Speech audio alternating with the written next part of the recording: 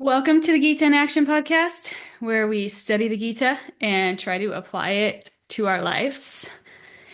My name is Radha Priti, and I'm here with a family of seekers. We gather here every Monday and Thursday morning, and we study this ancient sacred text. And we try to distill the nectar that makes to make our lives, to upgrade our lives. Right? And today we're going to finish chapter 4. So you guys know we're after today we'll be about a third of the way through the Gita from a verse perspective. So we're moving forward on this journey. So today we're going to start chapter 4, text 40. Chapter 4, text 40. We're just going to do 3 verses today. Share my screen. And Mariah, do you want to read for us? Yeah. Okay. But ignorant and faithless ones who doubt the revealed scriptures do not attain God consciousness. They fall down. For the doubting soul, there is happiness neither in this world nor in the next. So if you remember where we left off in the last verse, the last class, we were talking a lot about faith. And we were talking about what happens to a person who has faith. Now we're talking about what happens to a person who doesn't have faith, right? So he's in this verse, Krishna's talking about 3 different categories of people. One is people who have knowledge, people who come to this world, or sorry, people who have no knowledge, people who come to this world just to live and die, right? They live like animals, essentially. They, in the fact that they're only interested in eating, mating, and defending, right? That's like what an animal does, an animal's motives. And somebody who comes and isn't interested in self-realization has kind of those same motives, right? If they're just interested in sense gratification, albeit it's like an upgraded version, it's like a sophisticated version of what animals enjoy. But at the essence, at the core, it's really the same motives: the eating, the mating, the defending, right? And this is people that just don't have any knowledge about spiritual life. And so therefore, that is the purpose of life for them, is to have to come up with more and more sophisticated ways to do these things. I remember the first time I read this in a spiritual book, and I thought, wow, it's like kind of strange to think that, we're no better than animals, but if you really think about it, it's true. And it's kind of crazy. Right? Okay, so that's the first category of people, people who have no knowledge. The second category of people is people who have knowledge, but they haven't developed faith yet. So they know these things, but they haven't developed faith in it yet. Like maybe like a scholar, an academic scholar who studies the scriptures, but from more of an objective perspective and hasn't really like put his heart into it, right? The third category of people, and this is the worst category, the people who have knowledge and they practice, but they're filled with doubt, right? So they practice, but they don't really believe it. It's like they take 1 step forward and 2 steps back. It's like a person walking along a path with a shackle tied to their feet. Because as soon as they venture out a little bit, they just get yanked right back in. They're not really making any progress. So this verse is saying that neither in this life nor in the next life will these people be happy. Because happiness is a fruit of spiritual life. The soul, remember when we talked in chapter 2 about the nature of the soul, the qualities of the soul is happy by nature. At its very essence, it's joyful, right? And when the soul is resituated in its original nature, then the soul will live happily. When it's not situated in its original nature, the soul is living unnaturally and it's misidentifying with the body. We talked a lot about it, the soul, the intelligence, the mind, the body, they're all in a row. And the soul's qualities can either emanate out, or the senses, can get attached to outside sense objects, and the mind and the intelligence can therefore get attached to worldly happiness, and the soul can get covered in that way. So it can either shine out or it can be impacted from the outside in. And that's what happens. Right? And then when this happens, happiness just depends on the flickering modes. Remember, we talked about the three modes of material nature, the three energies of material nature, the contentment, passion, and ignorance. Right? So depending on what mode that you're influenced by, you're going to experience happiness or boredom or misery, right? You're going to experience the whole spectrum of emotions, depending on what mode that you're influenced by at the time. So when a person is trying to return to the state of spiritual health, but doesn't believe in the treatment, they won't get better. And this is like a person that's filled with doubt. Right? Therefore, they can't make spiritual advancement. So that's what this is saying here. So doubt is a natural part of spiritual life. It's a natural part of spiritual life. As we're all spiritual seekers, we're all walking along the path. We're all going to experience some degree of doubt at some point. Right? But how we handle it determines whether it strengthens us or weakens us. So Krishna's warning that excessive doubt can paralyze us, and it can prevent happiness in both this life and the next life. So what do we do when we have this doubt? Right? When we're walking along the path and we experience things that we just can't quite buy into yet, right? Or we hear things that we're just not quite aligned with, right? The recommendation is if this happens to us, when this happens to us, right? Because this is part of the journey, is just to suspend these doubts, right? Just to kind of put them over here. Just not buy into them or not totally reject them, but just kind of put them aside. Right? Because if we wait until all of our doubts are resolved before practicing spiritual life, we may never even begin. So instead of letting doubt block our progress, we can temporarily suspend it, just kind of put it over to the side, just like a judge suspends judgment until all the evidence is presented by both sides, right? And that same way, when we hear things that we don't really jive with or we can't really buy into, we could just kind of put it aside and say, I'm going to suspend judgment on that. Rather than fixating on the unanswered questions, we should focus on what's actually really transforming us. So I may not understand everything yet, but practicing these things has made me more self-controlled, more compassionate, more responsible. So recognizing these things. Let me continue on this path and see where it leads rather than rejecting it prematurely. So it's like I've experienced some degree of transformation. I've noticed that. So let me focus on those things. And the things I don't understand, I'm just going to kind of put them aside and continue on this experiment.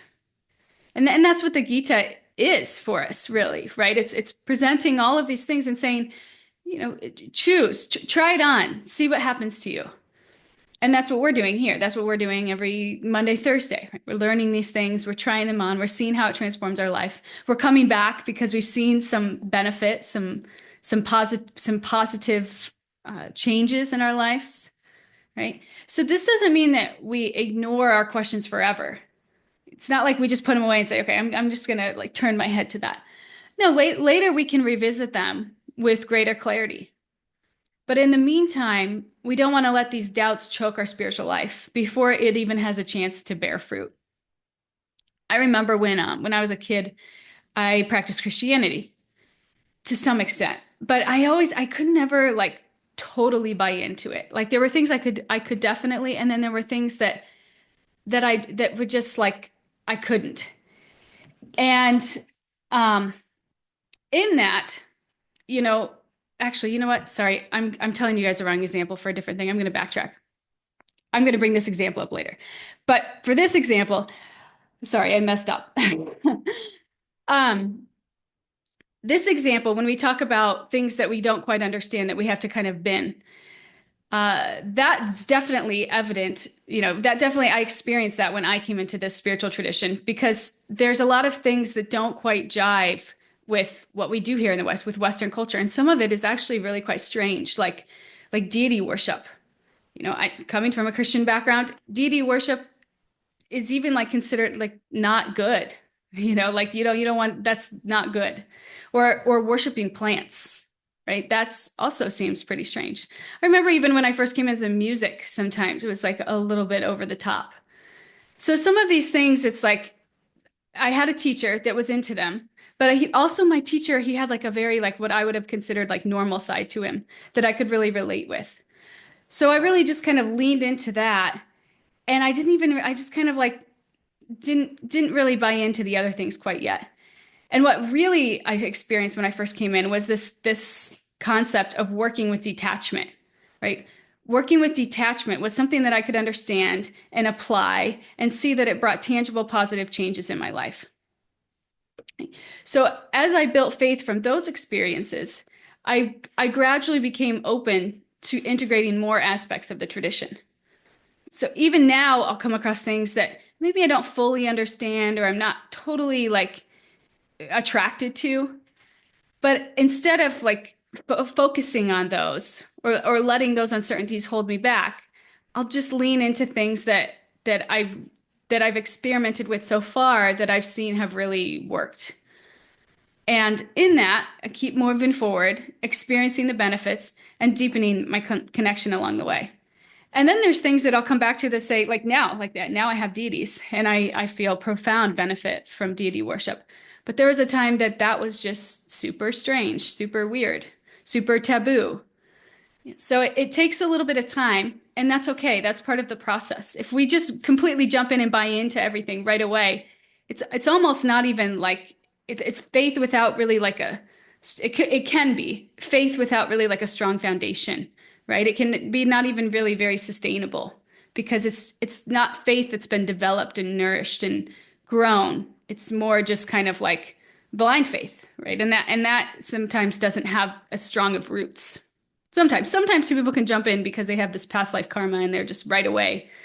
But for a lot of people, if we do that, it's not so sustainable. It's not so deep rooted. So Krishna's giving instruction in this verse by contrast. He's saying that we should have faith and not doubts. We should doubt our doubts. A lot of times doubts disguise themselves as intelligence. Right? When we hesitate to fully commit, we may feel like we're superior to those who have faith, right? Assuming that they're naive or they're just like blindly accepted.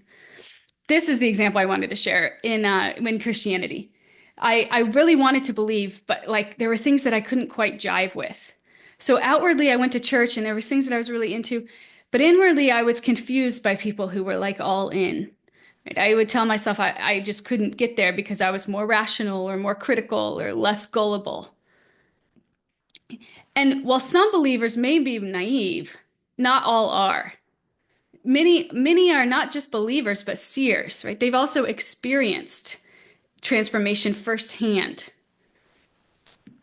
And this is the beautiful thing about the Gita is it doesn't ask us to have blind faith. It doesn't ask us to just like jump all the way in and it provides both a philosophical framework that just makes sense, right? It's just logical. The more we study it, we're like, wow, that makes sense. And we apply it to our lives and we see, wow, that actually really works. That just makes sense. And then it also provides us a time-tested process that yields tangible spiritual experiences.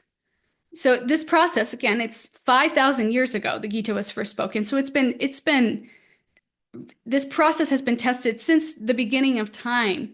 And we can still do it today. We can still practice concepts that we learn here, practice principles that we learn here, and see positive benefit in our lives and feel closer to God through it. Right?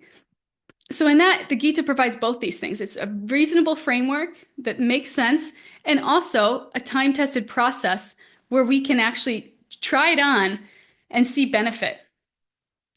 So if we reject both the reasoning and the experience, then we're like a sick person refusing medicine while claiming the doctor is the one who's ill. This is what doubt does to us. Like, we don't believe in the medicine, so we won't take it. And the person who's giving it to us, we then think that they're the ones that are off their rocker, right? This is what happens when we have a lot of doubt. It convinces us that faith is irrational while keeping us from testing whether it actually works. So this level of skepticism, it can be its own form of blind faith. People who pride themselves on doubting everything rarely question their own skepticism, right? They've just already taken the stance that like they're a non-believer, right? They assume that by believing in nothing, they'll arrive at the truth. But they become so fixed in that mindset that even if the truth, hits them in the face, they won't even see it because they've already decided that they're a non-believer. So that's what they are, and they're not going to be convinced otherwise. So true intelligence is not just rejecting ideas, but testing them. So if you've ever met anybody who's really smart, who's just like, think about the smartest person you've ever met. A lot of times these people are open to ideas. They're smart because they're so open to ideas around them. That doesn't mean that they accept all ideas, but they're not just like trying to like exert their way or their thoughts or their opinions on everybody around them. They're actually like kind of sponges and they enjoy that. It's like fun for them to just kind of soak it up and hear all of these different things. And then they're actually very discerning because they've developed that intelligence. They've been so open. They've heard so many things that they're very discerning. But this is what true intelligence is. Right? It's not like you're trying to protect your ego and store all this information and then prove how great you are. It's like you're very open. You're very open. You try things on, and then you discern. And that's what the Gita is telling us to do here, right? Krishna invites us to deliberate on these teachings and then choose. He does that at the end of the Gita in 1863. In the middle, and in 9.2, he tells us that this knowledge can be directly realized through inner experience. So that's the invitation here in the Gita, and that's what we're asked to do as seekers. Have a level of discernment, but stay open. And faith, strengthening faith. Is faith a choice or is it a gift? Is it given to us? Does God give it to us? Is it mercy? Or is it something that we decide to buy into? And the answer here is that it's both.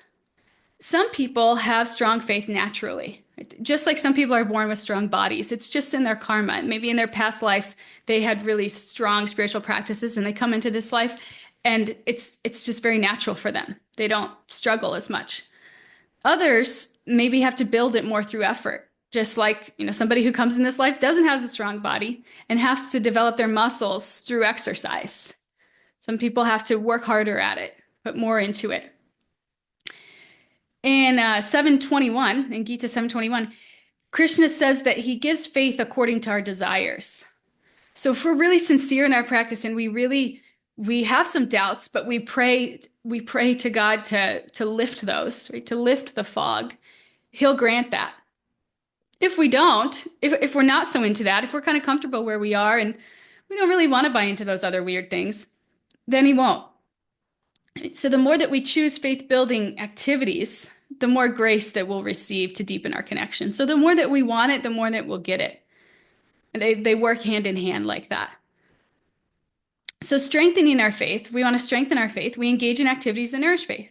We hang out with like-minded people, people that maybe inspire us in their amount of faith.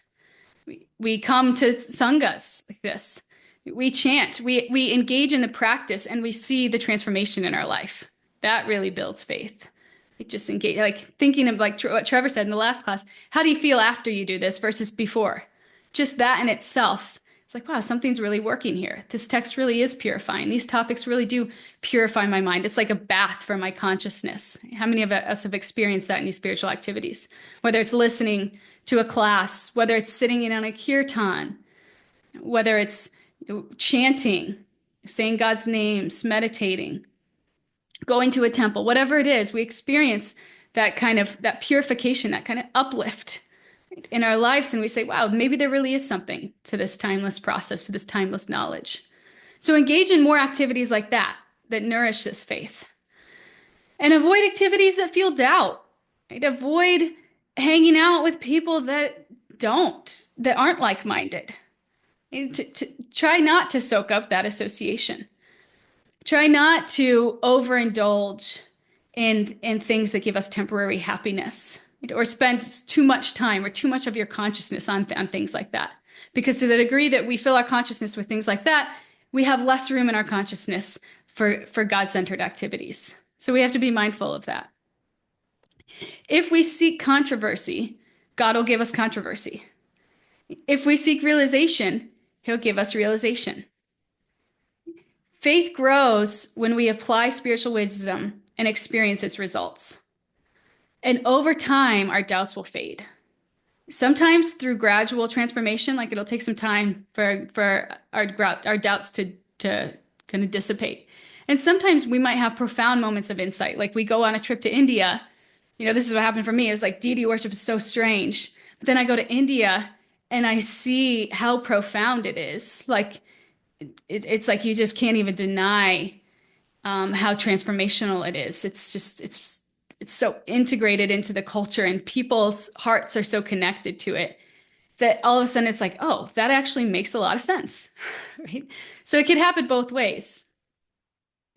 So while this grace comes in its own time, the choice to nourish faith is always in our hands. We can always decide to engage in activities that nourish our faith, right? And avoid activities that don't. And in that, we have to be patient and wait for the grace, for God's grace to come and kind of wash away our doubts. But it will happen, again, if we're committed to the process and we're sincere. Does anybody want to share anything about that before we move to the next verse?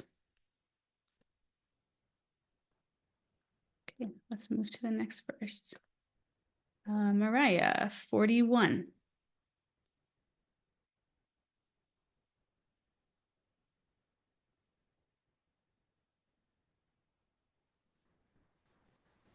Might help if I unmute. One who acts in devotional service, renouncing the fruits of his actions, and whose doubts have been destroyed by transcendental knowledge, is situated factually in the self. Thus, he is not bound by the reactions of work, O conqueror of riches.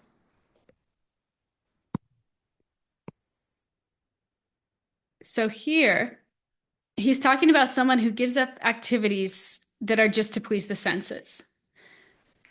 By knowledge, he's saying the doubts, when we have this knowledge, our doubts will get removed, and then one will become situated in a spiritual platform. And this person who's situated in the spiritual platform is not bound by karma.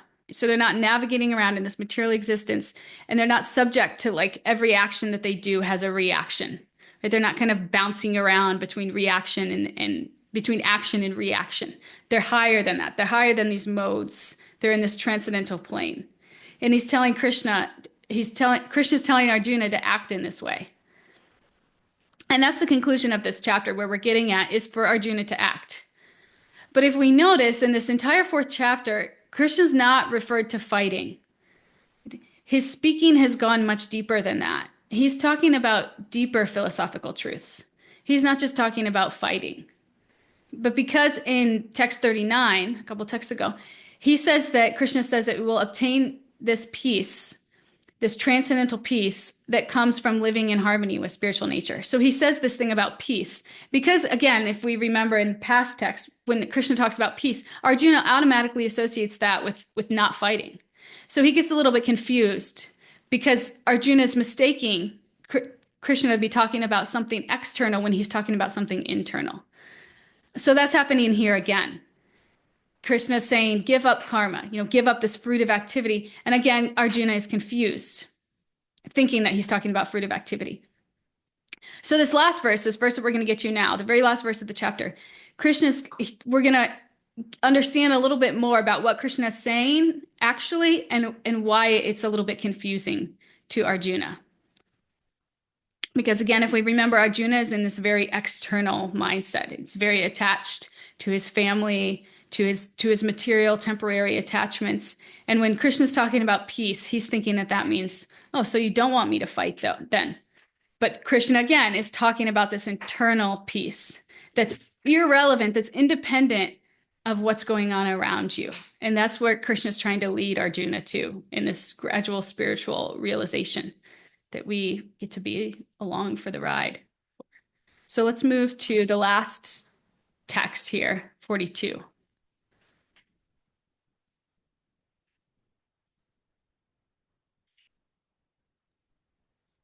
Therefore, the doubts which have arisen in your heart out of ignorance should be slashed by the weapon of knowledge, armed with yoga.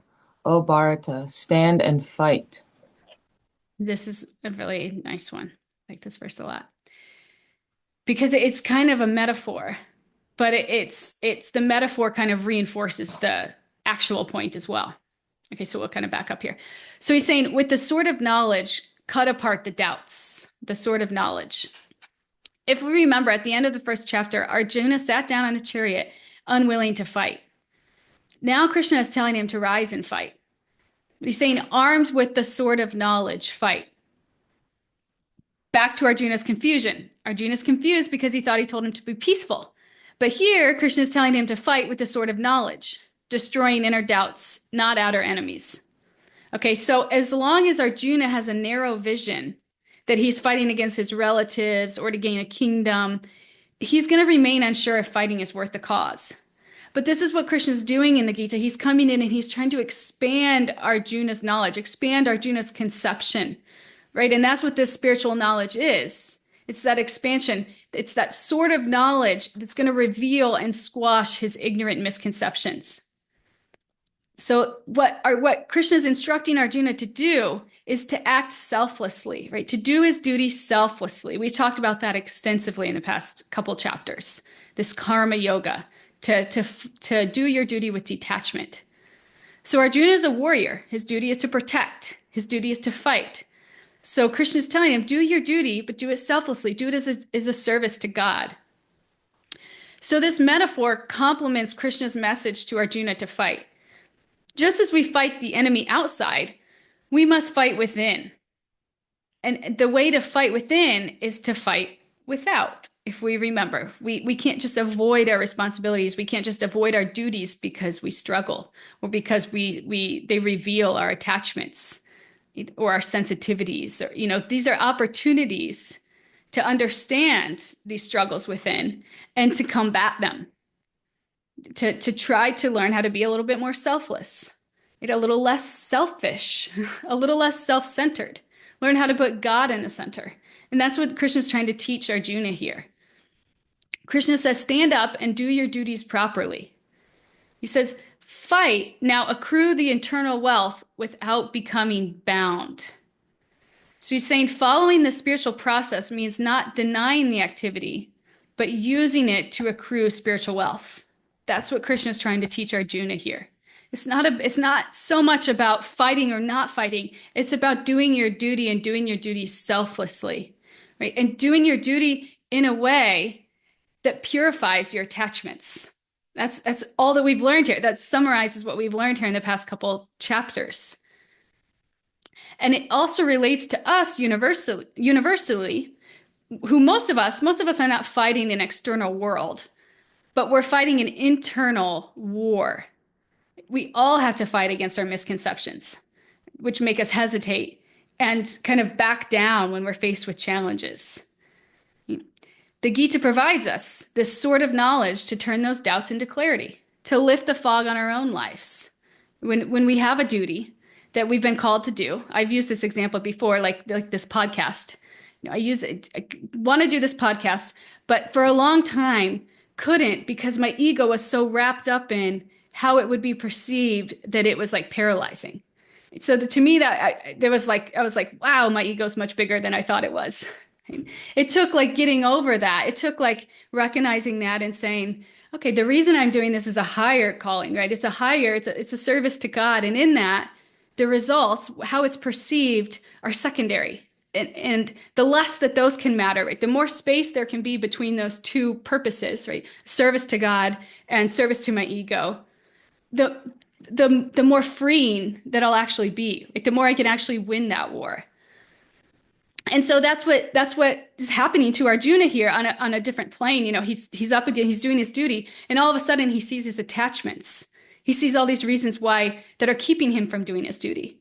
So Krishna's saying, we have to remove those. You have to remove those because they're temporary, because they're material. And you have to keep God at the center. We have to do things as a selfless duty to God. And in that, the fog lifts, it becomes clear what we should do and what we shouldn't do.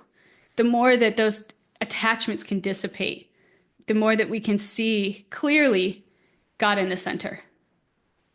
So in this verse, Krishna is saying that with this knowledge that I'm not the body, that I'm the soul, that's my true identity.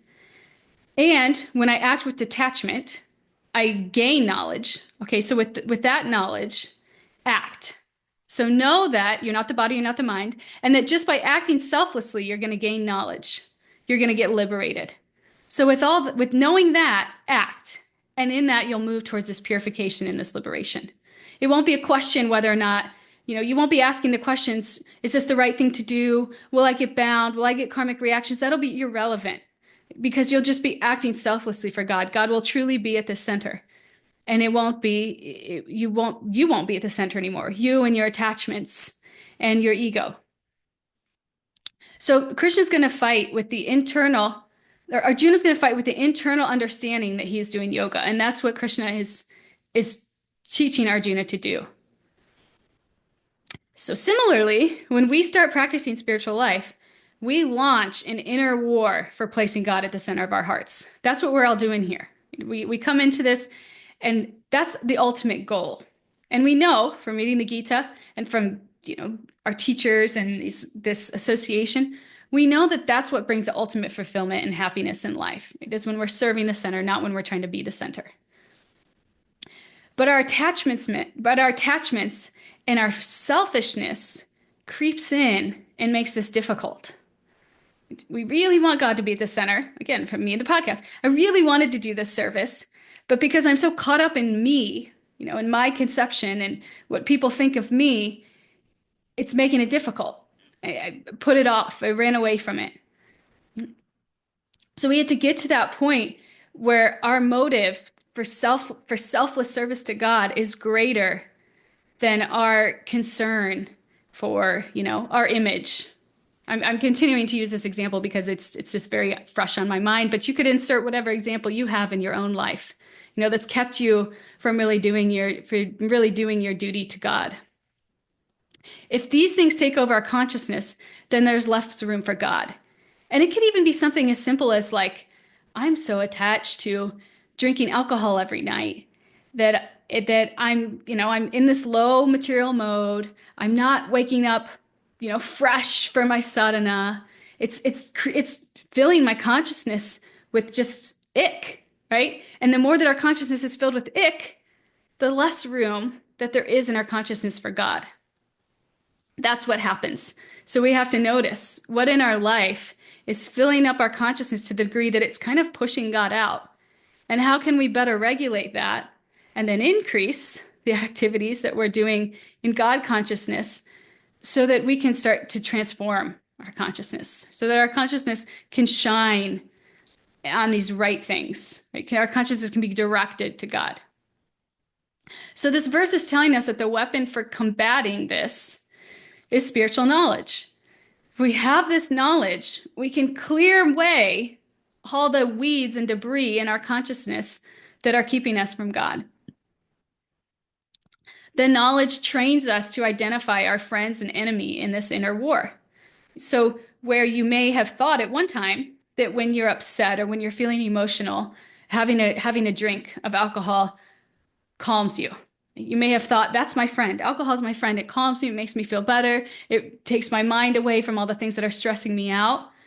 When you have this knowledge, you learn, hey, wait, that's not really your friend. It may feel like your friend in the moment. That may be your crutch to get through life, but that's not really doing anything for you. In fact, if you lean on it too much, it's going to bring you down. We may start noticing these things that we thought helped us. For me, it was like working out. It's like anytime I felt any emotion, it was like, I need to work out. And it was so much that it was that my health was actually going down. I was always tired. My hormones were all out of whack. It was just like not a good situation for me holistically. But I thought it was my friend. I thought it was helping me. But through this knowledge, you learn that if I really want to purify myself, if I really want to, kind of become less captivated by this material energy, I need something higher to pull me out of it. I need to focus on my connection with God, knowing that that's that's the true sustaining thing in this life, it makes the other things naturally kind of lesser. And we're less captivated by this material energy. So I don't need to drink to let go of the stress. I naturally understand that the stress at work is the stress at work. It's there. That's part of material energy. It's going to be there. I'm not going to avoid it. But I understand its place, right? And its place is not that it defines me, that it's my sole identity, that it takes up my whole life. It's places that I need to go to work. I need to make some money so that I can support this body and this family and do my duty so that I can center it around God. So I don't need to become too captivated by it. I don't need to kind of fall off the wagon because of it. It doesn't need to stress me out that much because I know my true identity. I know what gives me real love, real connection in this life. And that's just like a subsidiary. I don't know. I don't know if that's the right way to use that word, but it's just like a secondary thing. And it's going to come and it's going to go. And in the meantime, I don't need to be too over identified with it. And that's what this knowledge teaches us. I don't need these crutches anymore to hold me up because I have real knowledge. I have something bigger to hold on to. I have something that's actually supporting me, right? That it's not, I don't just need like a crutch so that I don't fall over. I have a strong foundation. So the Gita teaches us that God is our greatest well-wisher. And if he's at the center of our lives, we'll be liberated. And once he becomes such, we become spiritually satisfied and less interested in temporary things of this world. Again, because we understand the rightful position. We understand our identity, our true identity as a spirit soul, and our purpose in this life, which is to connect with God. That's our purpose in this life. It's not to be the greatest, business person in the world. If we're trying to do that, we're going to be overcome with anxiety and lamentation. That's what you're signing up for. If that's what if that's your goal in this world, you're shackling yourself to a life of anxiety. That's okay. Just know that's what you're signing up for. Okay. So if you're here and you're committed to this practice and you understand that putting God at the center of your life is what's going to bring you the greatest fulfillment and the greatest happiness, you're signing up for a life of bliss. But it takes work. It's not just like, okay, great, I'm going to sign up and here it is. No, we have to commit to it. We have to constantly remind ourselves that this is our identity, that this is why we're here, that this is really what's at the forefront of our life, right? Not my corporate success. That success supports what I'm doing here, and that's the extent of it. The more that we can kind of start to change our mindset to that framework, the more that we're going to experience this benefit, the more that we're going to have space in our consciousness, the more that we're going to feel contentment, happiness, less anxiety, less stress. So that's what we're trying to do here. Even if we get captivated by materialism temporarily, even if something happens and we think it's the biggest deal in the world, our regularly cultivated knowledge soon restores our vision. So even if something really bad happens at work or really bad happens in our relationship and we're pulled down for a while, we're feeling ick. We're feeling like I actually really want to go drink or I really want to go do, what I used to do to kind of curve this edge in my mind. Even if that happens, we'll come back because we've started to cultivate this knowledge. We know better. We know where the real shelter exists. We've experienced it before. And naturally, we will come back. So expect that we're going to deviate sometimes. You're going to come up against a hardship and it's going to knock you down much harder than you thought it would. And you're going to feel that. You're going to recognize it. And you, again, may want to reach for something that doesn't really give you any real lasting solution, but maybe makes you feel a little bit better in the moment. But know that you'll come back, right? We'll fight and we'll recover that lost territory of consciousness. And maybe even more so. Maybe we'll even learn. We'll lose a job that we had for 20 years that we thought was our identity, that we thought, was giving us so much connection. We'll just lose it just like that. We'll feel really low for a while, but then we'll come back stronger, right? We'll come back stronger because we'll even have the knowledge of how temporary that was and how much we were really putting ourselves into that. We were making that our identity. We were making that our security. And when that's gone in just half a second, we realize, hey, it's not. And in that, maybe we invest a little bit more in what is our actual true security in this life. Maybe we invest a little bit more in this God consciousness, seeing, again, just by this experiment of life, that there was no real security in that anyway. So that's what these fall downs can do for us. And this is why these regular reminders are so important. In the same way that we have to make little reminders to do things or complete certain tasks, we need spiritual reminders to remind us of our true identity and our purpose in life because we will forget. Because most of our days, we're engrossed with this material energy, right? We're at work, we're, doing family obligations, we're doing this or that. And it's so easy to forget what our true identity is because material existence tells us differently, just naturally. You go to work, that's what you are. You're an employee. You're an employee for 8, 9 hours a day. You come home, you're a mother, you're a husband, you're, whatever you are. And these identities we can start to very easily mistake what our true identity is with these identities because naturally we just spend a lot of time in them. So they take up a lot of our consciousness naturally. So we have to intelligently build in these reminders throughout our days, throughout our months, throughout our weeks, throughout our years, where we can be immersed in what this true identity is so that we can live from that place. And that's what we do here. That's why we come here. That's where we say, okay, I'm going to come to this class every Monday, Thursday, and I'm going to dedicate my time. I'm going to sacrifice my consciousness, right, in this so that I can increase my God-centered consciousness. Like the space in my consciousness that is God-centered, I'm going to increase that a little bit, right? So that my material identities become a little bit smaller. And that's how we do this. But we need reminders to do it. We need to create this space, create this time, and prioritize it.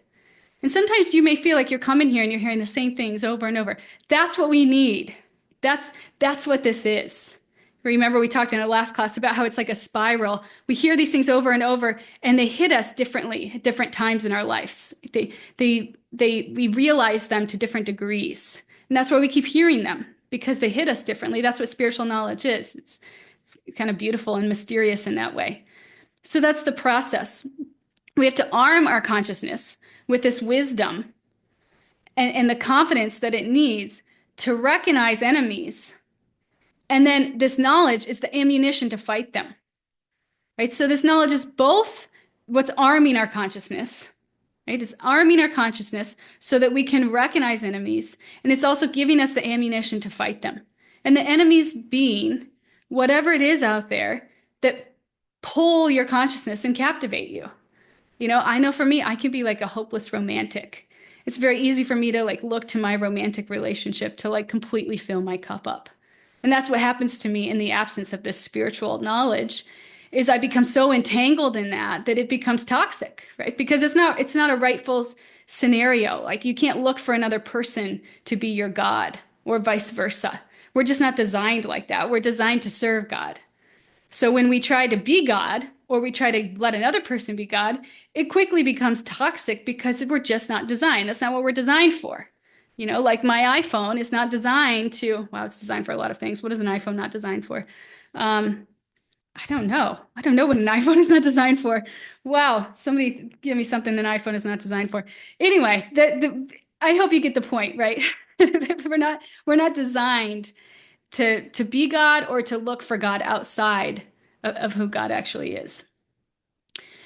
So we want to engage in things regularly. And then aside from even your regular study, you could also have certain verses or quotes or phrases that you particularly relate to that you can commit to memory and use those in challenging times, right? It can't cook. Thank you, Andrew. An iPhone can't cook. Right. Okay. I love that. I don't know why I couldn't think of something an iPhone can't do. Yeah. So we can't look to my iPhone to cook. So we have to know what we're designed for, know our rightful position, our rightful identity, and act and live through life according to that. If we want to align harmoniously with ourselves, with the world, with God, and experience the utmost happiness and fulfillment in this life, we have to do what we're designed for. Okay, thank you. Finish that point. So aside from the regular study of these things, to have these certain verses or things that you really connect to, maybe there's certain verses in here that you relate to because it's something you really struggle with, right? Those couple sections, a section in chapter 2, chapter 3 on these self-destructive desires and how to combat them.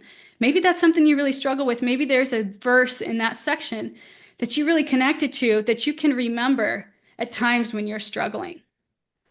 No? all these different verses, that the body changes from boyhood to youth to old age. Similarly, that verse, there's so many verses that, you can, as you read through the Gita that we've talked about, if you really connect with them or they really hit something inside of you, flag and maybe try to remember. And then when you're struggling in those moments, bring them back. And this can help us. This can be a regular reminder of our true identity. So this is the process, but we need to put in the work to remember and have some kind of plan that we can commit to for regular reminders to help us along the way. Because for most of us aren't living in like a temple or an ashram setting or where our environment is this, of our environment itself is a natural reminder. Most of us are going to work. Most of us are dealing with family obligations, at sports games, at this and that. Those things are not reminding us of our true identity. So we need to intelligently build it in around us. Right? Maybe you have an altar in your home, that you can go to, maybe you offer your food regularly. We need to insert these things in our lives to remind us of our identities. Some of us have these names to remind us of our identities. That's why we have these names, because they remind us of our true identities, these names that our spiritual master gave us or our teachers gave us. So, so we're all armed with this sword of knowledge. We all have this sword of knowledge to cut these doubts. And it's our responsibility not to let it sleep. So to the extent that we're lazy in applying this wisdom in our lives, we're dropping the sword. To the extent that we aren't sharing this wisdom with others, either directly or by examples, we're like warriors who do nothing while watching civilians being attacked. The sword is given to us. So we have to use it to cut these doubts, to act with clarity, to uplift ourselves and others. True warriors don't just hold the weapons, they fight for the truth. Okay. So let's use this Gita's wisdom in our lives. Let's apply this Gita wisdom in our life with conviction. Because if we're not, again, we're like warriors who are just holding a sword, doing nothing. And that's what Krishna is calling us to do in this chapter, this chapter called Transcendental Knowledge. It's powerful knowledge. It's a gift. It's here, right here. It's here for all of us. It's giving it to all of us. Hear it, assimilate it, contemplate it, use it, give it. And that's the call here. So that's it. That's chapter 4. We finished this chapter. And I would love to hear some reflections from you guys, points that maybe stood out to you or applications to your life, things that this class maybe kind of brought up for you. Um, yeah, Trevor, do you want to start us off? Sure. Um, Very nice class as always. Thank you for having it and whatnot. It's awesome topics that arise during it and whatnot, and very essential, of course. Uh, Intelligence. Uh, I think I mentioned in the last class, but of course, like you're going to hear things again and again, and like you said, it's important. Repetition is powerful, and that's the whole thing about mantras. You're saying the same thing over and over, but it gets stronger because you're cleaning yourself out. And the more you do that, the more you get stronger. So the mantra is in full strength. It's you that's getting stronger. But all these words, this type of meditation, Krishna Kata, is the same. It's linked in the same category as kirtan. How many times do we say Krishna in this book alone? You know, it holds the same potency and it's doing the same thing. It's cleaning you out and it's making you stronger. So it's important. And like you said, according to time and circumstance, it's gonna hit harder. It's gonna even mean different things for you at different times and whatnot. So it's forever new and fresh, like Krishna himself. So it's not about knowing everything. It's more about wanting to love everything. So as you're engaging in these processes, your heart's cleaning out and making you capable of doing so. Your capacity to give and receive love is increasing as you're going through this process, and it's undeniable. If you're able to just observe the bare essence of it and the basic results that you're receiving from it, like it's plenty to prove its authenticity and to like encourage you to keep moving forward with it. So whenever Krishna says, for those who are approaching me with love, I give them the knowledge in which they can understand me. That's what he means. Like the more you uh, approach it with your heart first instead of your head, the more the intelligence comes as a byproduct. It's not a if you make it your primary focus, it's going to be a lot harder to to gain intelligence because you're approaching God backwards basically. So it has to be heart first. You have to uh, try to feel it out, and the more we clean ourselves out, the more sensitized we become, the more easy it is to feel the love Krishna has for us. As we're approaching him with love, he gives it back hundredfold. And then I like the um, where it talks about doubts that arise too, because you're gonna have doubts, of all kinds, arise even before you even open the book or engage in this stuff, especially. Um, but they get devoured through the process as you're experiencing these results. The doubts just they get destroyed, thick layers of them. I've noticed like so much fear, anxiety, doubts that arise. They can either arise in the beginning, it's a lot more, but eventually they get more sneaky and they pop up spontaneously. But every time they get bopped like a whack-a-mole, you know, through your experiences and your practice, they get there's no room for them, like Yeah. you start with beliefs and then you end up with just knowledge and there's no room to believe. You just know these things eventually.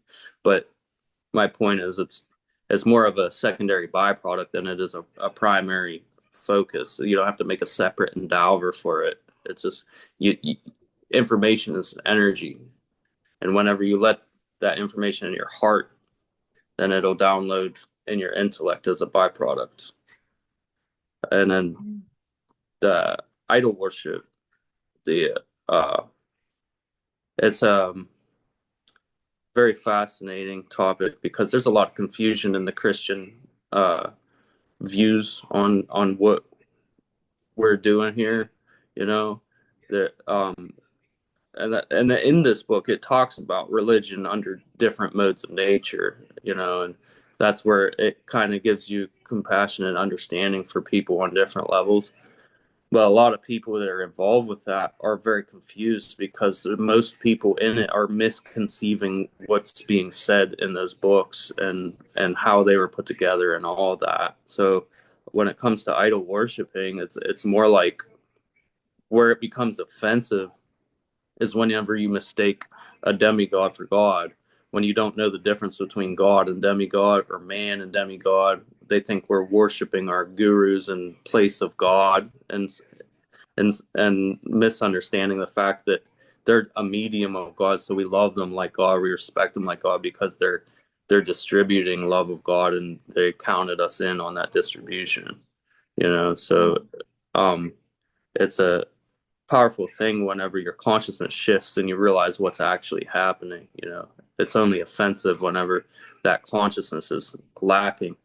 But and also like having the fear to even engage in what we're doing um, comes along with offenses. Like you feel like you're not good enough. Maybe that can be the case a lot of the times. But the idea is to just realize that there's so many rules and regulations. It's impossible to not start off offensive.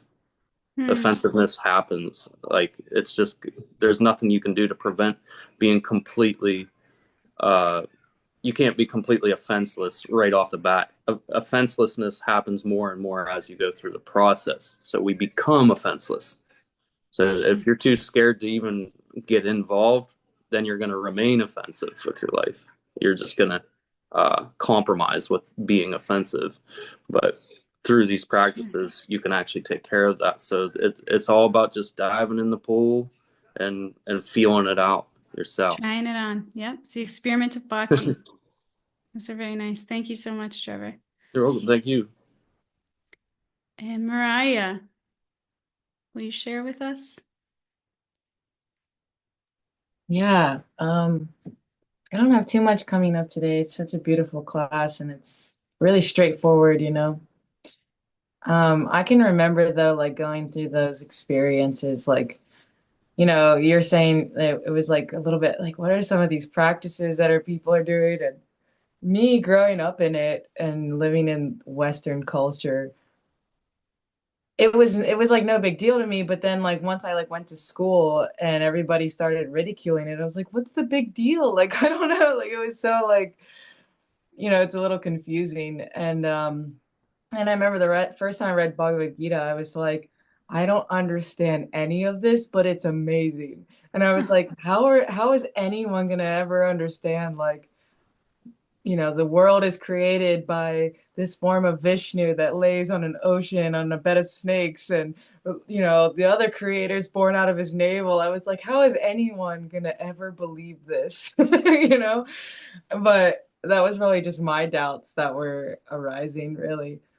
And but even though I had like, you know, I like always kind of like innately like believed it just because it was just what I grew up with. But at the same time, there was still like fear of what other people would think, you know? And so the doubt was coming from like others. I don't know if that makes, Hmm. but and then I don't know, now coming back into it and reading it, I'm like, this is just, it's just like, yeah, this is it. Like, why wouldn't it be that way? You know, Hmm. it makes more sense that there's people, a person behind the creation of the world and behind all of these things than nobody being there, than it just being some random act of dust, you know? And so, you know, I gained such an appreciation for it. And then, yeah, cultivating that faith, you know, like you and Trevor have said, like the more you do it, the more the faith just builds and the doubts just they just fall away. And the more you really see like how Krishna acts in your life, it's like it's amazing to really see and experience Krishna acting in your life. Like you ask a question and then literally within the week you read something and Krishna is like answering it. And you know, that was like that's a huge thing for me. That's like one thing I remember all the time. But there's been so many other times where Krishna has just like removed any doubt that he's not present in my life. You know, I always recognize he's present in my life in some way. And yeah, that's what the practice does. And just keep going with it. And I like how you say just put the doubt to the side, you know, and notice that it's there because then remember that you have it in a sense so that you can remember that you can see when Krishna removes it, you know. So that's kind of a cool thing to think about. Like, yeah, keep it there, but like keep going with the practice, and then eventually Krishna's going to answer that doubt, and that doubt's going to be gone. You know, Yeah. that's So all. nice. And those some of those things that are like so like fantastical, like that it's like this can't be real. It's like we don't even have to really worry about that. Whether or not, there's a story these Prabhupada disciples who were teaching and they came back to Prabhupada and they said, Prabhupada, we were teaching, that story where Krishna, where he has so many bodyguards, he has like millions of bodyguards or, and these people were like, well, where did the bodyguards go to the bathroom? Where did they live? Where did they, they started like challenging all of this. And Prabhupada was like, why did you even go into that point? There's so many things that you could have taught. Why would you even go into that detail? Hmm. Because these things whether or not, however many bodyguards Krishna has, it's not going to like impact. That's not such a primary focus of where we need to build our faith right now. These kind of details, it's like, okay, just okay, that's pretty fantastic. I don't know if I could really believe that. That's okay. Just put it aside. Yeah, Yeah, we just still like have to that. meet people where they're at. Yeah. Yeah. Another thing on deity worship, I remember. because I like started associating with like a lot of Christian groups at one point when I was like 19, 20, and you know they were always trying to be like, you need to give up that Krishna stuff, and I was like, not going to, but and they would be like, you're not supposed to worship idols and this and that, and I just had like of course we know from Prabhupada in our scriptures that there's authorized forms of the Lord. And even when I was like trying to understand their point of view, the conclusion I came to was like, it says don't worship false idols, right? So that means there's true idols. And there's a difference between false and true idols. It's not that all idols aren't worshipable, it's false idols. And then I also like had this Jehovah Witness lady that was coming to my apartment when I was in college at one point. And they were like so strict to the point where they were like, well, we don't even take pictures because idols is anything. Idols is even like taking pictures of yourself and posting, hanging pictures of your family and yourself up. So they were like another whole level of extreme. And I don't know. I just in my heart, I just kind of settled the confusion with like, well, there's a difference between false and true. I mean, obviously, I took Prabhupada's words also, but there's a difference between false and true. But also, how many? I know so many Christians or people who claim to be Christian that they're worshiping Hollywood movie stars more than they worship God. So it's just like, wait a minute, something's not right here. Like they're not even they use that term to just attack other cultures, but really they don't even know what that term even means.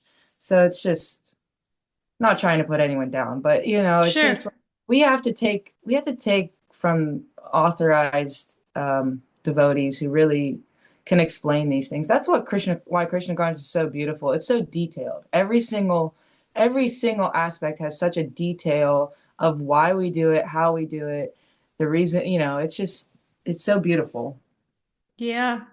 Yeah, no, I think that's why when I went to India and saw how deities were worshipped there, it changed my whole conception because the you really see the heart and where the consciousness is directed. And it's to God. The consciousness is directed to God, the heart is directed to God, and the deity was, like an access point to get there. And witnessing that, you couldn't argue with it. So yeah, that was my experience. Thank you for sharing.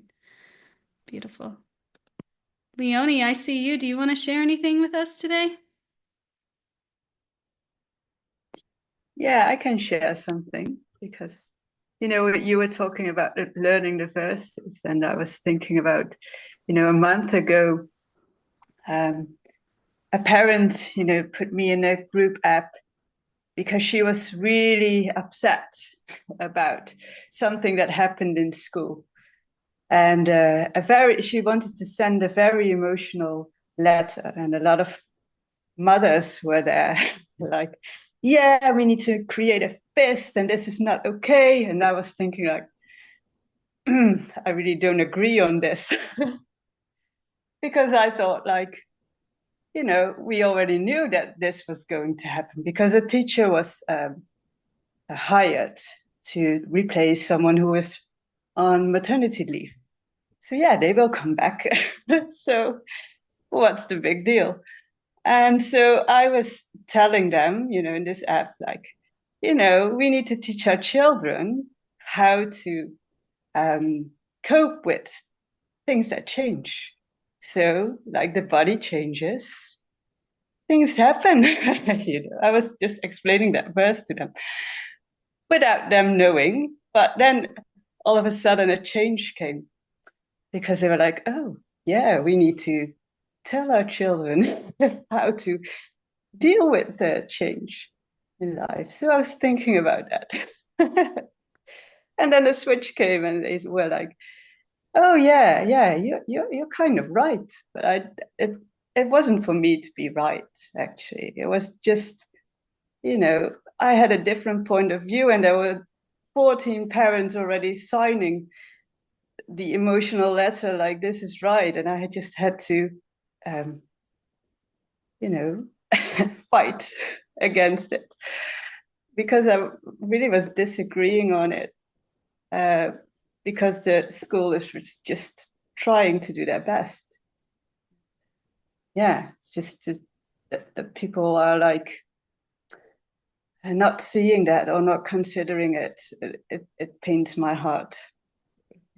Wow, that's a beautiful example of how you applied a lot of these principles. You know, you used a verse that was just kind of fresh in your mind to that just kind of came up for you when faced with one of these with a situation. And then you not only used it to transform your heart, but you used it to transform others' hearts in a way that they could understand and relate to. So that's exactly what these verses are calling us to do, and that's a great tool to do it. Any verse, maybe we've done 4 chapters so far. Choose 1 or 2 verses in these 4 chapters that really resonated with you and commit them to memory and see when they come up for you, just like Leonie did in your life, and where you can use it to kind of keep steady and then maybe transform others' hearts. Beautiful. Perfect. Thank you for that, Leonie. Okay, well, that is it. Thursday, we will do our chapter 4 overview, and hopefully, I'll see you all then. Thank you for coming and sharing your hearts. Haribo.